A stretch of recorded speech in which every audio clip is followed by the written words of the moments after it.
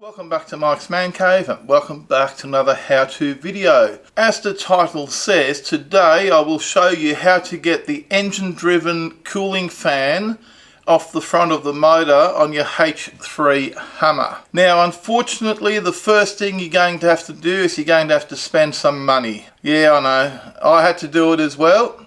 And that's just the way life goes. But in the long run, you'll be saving money. You're going to have to go out and buy one of these. It's a 36mm Viscous fan hub spanner. Now I bought this locally and you can get these cheaper, but this was the only option that I had available to me. I paid $42 for this one. And I did have a look online. You can buy these from about $20 to $50. So you might be able to get a cheaper version if you look around, or if you've got more time to wait and maybe order one online. I actually needed this today to get the job done, and I had to go on a 2-hour drive. It took me 1 hour to get there and 1 hour to get back to go and pick this up and pay $42. Now there's two reasons why you need this. It's 36mm, so you might already have a 36mm spanner. As a matter of fact, I've got one here, and I tried using that and it didn't work. Or you might have a large shifter. I've got one here.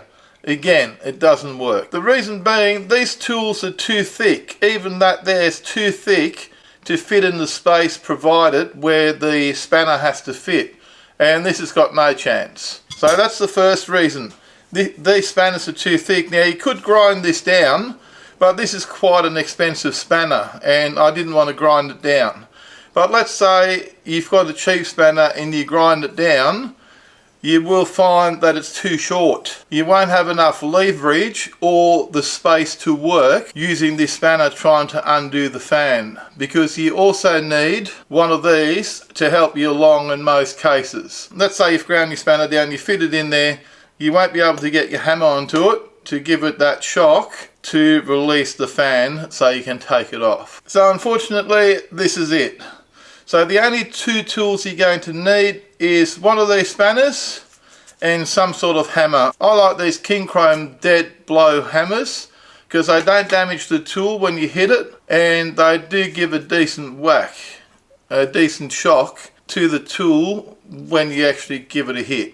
It usually only takes 1 or 2 hits with these and you'll find you'll loosen off most nuts. So let's go over to where the car is and I'll set the camera up and I'll show you how it's done. Now here we are. This is your fan shroud, and this nut here, hopefully you can see that nut there is the one that needs to be undone. Now the other trick is leave your belt on, don't take your belt off. Okay, if you take your belt off, this will probably just spin around and you'll really struggle to get that nut undone. So what you do, you get your spanner and you fit it on there, and you can now see why a wider spanner might not fit. And here you can see that I've still got enough space, enough of the spanner sticking out to be able to work with it. So we hold this in place and we give this a quick sharp tap. I think that's done it. It was that easy. Let's have a look. Yep, see, it's cracked, it's undone. So now you can undo your fan very carefully.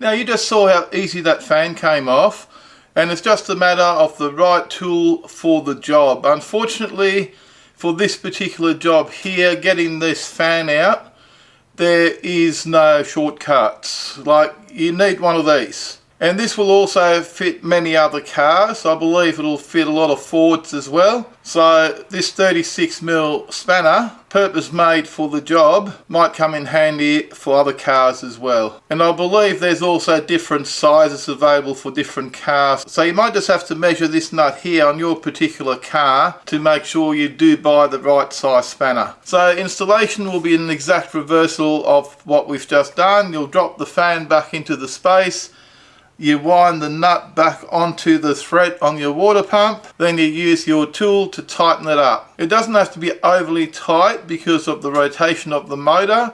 It won't come off, it'll stay on. Now if you've got any questions about anything you saw in today's video, do me a favour and leave that question down below and I'll try and answer it to the best of my ability.